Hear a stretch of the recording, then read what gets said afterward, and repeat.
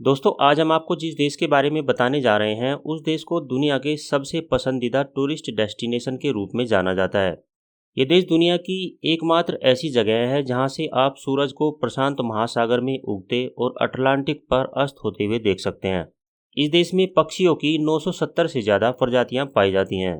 इस देश में एक ऐसी नहर है जहां से एक जहाज को अपना रास्ता पार करने में 10 घंटे से भी ज़्यादा का समय लग जाता है। साथ ही ये एक ऐसा देश है जहां से एक ही दिन में दो महासागरों को पार किया जा सकता है। दोस्तों हम बात कर रहे हैं पनामा देश की। तो चलिए दोस्तों शुरू करते हैं आज की वीडियो। पनामा का ऑफिशियल नाम है द रिपब्लिक ऑफ पनामा और पनामा की राजधानी है पनामा सिटी। पनामा की जनसंख्या करीब 40 लाख के आसपास है और ये देश जनसंख्या के हिसाब से विश्व में 132वें स्थान पर आता है।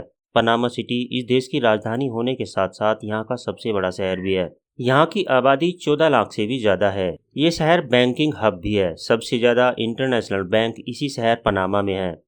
पनामा की आधिकारिक भाषा स्पेनिश है, लेकिन आपको यहाँ सबसे ज़्यादा लोग इंग्लिश बोलते हुए नजर आएंगे। पनामा देश की अर्थव्यवस्था ऑयल रिफाइनरी, शिप्स और टूरिज्म पर निर्भर है। पनामा देश के लोग काफ़ी ज़्यादा पढ़े लिखे होते हैं। आपको जानकर हैरानी होगी कि इस देश में लिटरेसी रेट 94% है, जो किसी भी देश के लिए बहुत ज़्यादा है। पनामा देश की 68% जनसंख्या शहरों में रहती है और इस देश में सबसे ज़्यादा लोग ईसाई धर्म को मानते हैं, जिनमें रोमन कैथोलिक को 85% जाते हैं। 1821 में पनामा स्पेन से आज़ाद हुआ था। पनामा एक ऐसा देश है जो अपने दो स्वतंत्रता दिवस मनाता है। पहले दिन पनामा स्पेन से आज़ादी सेलिब्रेट करता है, जबकि दूसरे दिन कोलंबिया से। दोस्तों पनामा की वाइल्ड लाइफ कई देशों से बेहतर है। यहाँ के जंगलों में जानवरों की कुछ ऐसी प्रजातियाँ हैं जो बाकी देशों में शायद ही कहीं देखने को मिलेंगी। यहाँ के जंगलों में 1500 से अधिक प्रकार के पेड़ पौधे हैं। मध्य अमेरिका में 6 सबसे अनोखी बिल्लियों में से 5 तो पनामा में ही पाई जाती हैं। इसके अलावा यहाँ पर 970 से भी ज़्यादा पक्षियों की प्रजातियाँ पाई जाती हैं। पनामा में वेश्यावृत्ति कानूनी रूप से मान्य है। यहाँ पर 3000 से भी ज़्यादा रजिस्टर्ड वेश्याएँ हैं। इसके अलावा अनरजिस्टर्ड महिलाएं और लड़कियां भी इस काम को पूरी आज़ादी के साथ करती हैं। दोस्तों क्या आपको पता है कि अटलांटिक सागर और पैसिफिक सागर के बीच की दूरी महज 80 किलोमीटर की है। यानी कि पनामा एकमात्र ऐसी जगह है जहां से आप एक दिन में दो महासागरों को पार कर सकते हैं। पनामा में मौजूद डेरियन रिफ्ट एकमात्र ऐसी जगह है जिसे पार करना सबसे खतरनाक माना जाता है। इस जगह का पूरा इलाका घने जंगलों और दलदल से भरा हुआ है। यहाँ के लोग इस जंगल के आसपास भी नहीं फटकते हैं। दोस्तों अब बात करते हैं पनामा नदी की। दोस्तों पनामा नदी इस देश की सबसे बड़ी खासियत है। ये नदी इतनी लंबी है कि इस नदी को पार करने में ही जहाज़ों को औसतन 10 घंटे से ज़्यादा का समय लग जाता है। ये नहर प्रशांत महासागर और अटलांटिक महासागर को जोड़ती है। पनामा का सबसे ज़्यादा व्यापार इसी रास्ते से जाता है। इस नहर से हर साल 15,000 से भी ज़्यादा छोटे बड़े जहाज़ गुजरते हैं।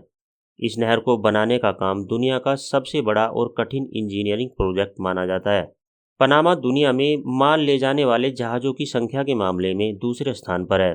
आपको ये बात जानकर हैरानी होगी कि कोका कोला बेचने वाला यूनाइटेड स्टेट से बाहर अमेरिका के बाद पनामा ही सबसे बड़ा देश है। ये ड्रिंक यहाँ पहली बार 1906 में बेची गई थी। चिकन मछली यहाँ हर मील के साथ परोसे जाते हैं। दोस्तों पनामा में आज भी पूना आदिवासी रहते हैं। यहाँ रहने वाले पूना आदिवासी अपनी पुरानी संस्कृति के लिए जाने जाते हैं। यहाँ का म्यूजिक पूरी दुनिया में जाना जाता है। इस देश का पॉपुलर गेम फुटबॉल और बेसबॉल है। पनामा की खुद की फुटबॉल नेशनल टीम भी है। दोस्तों लॉकडाउन के दौरान पनामा में कुछ अलग ही तरह के नियम बनाए गए थे, जैसे कि लॉकडाउन के दौरान महिलाओं और पुरुषों के बाहर निकलने के अलग अलग दिन थे। दोस्तों पनामा देश अपने क्राइम रेट के लिए थोड़ा बदनाम है। यहाँ आपको क्राइम रेट सबसे ज़्यादा देखने को मिलेगा। यहाँ बड़े बड़े क्राइम बहुत होते हैं। इसी वजह से लोग रात के समय कुछ जगहों पर तो बहुत संभल कर निकलते हैं। दोस्तों पनामा देश का नाम उन देशों की लिस्ट में शामिल है जहाँ की नागरिकता पाना सबसे आसान माना जाता है। आप बस यहाँ के किसी भी पुरुष या महिला से शादी कर लेते हैं तो आपको आसानी से नागरिकता मिल जाती है। पनामा शब्द को पारंपरिक रूप से मछलियों का स्थान कहा जाता है। यहाँ पर लोग मछलियों का काफ़ी सम्मान करते हैं। पनामा में बहुत ही ज़्यादा गर्मी पड़ती है। यहाँ पर बिना एसी के रहना बहुत ही मुश्किल माना जाता है। यहाँ पर 45 डिग्री सेल्सियस टेम्परेचर बहुत ही कॉमन सी बात है। तो दोस्तों अगर आपको हमारी ये पनामा की वीडियो पसंद आई है तो इसे एक लाइक देकर चैनल को सब्सक्राइब कर लें और साथ में दिख रहे बेल आइकन को भी प्रेस कर लें, ताकि आने वाली सारी वीडियोज़ की नोटिफिकेशंस आपको मिलती रहे। मिलते हैं नेक्स्ट वीडियो में, तब तक के लिए नमस्कार।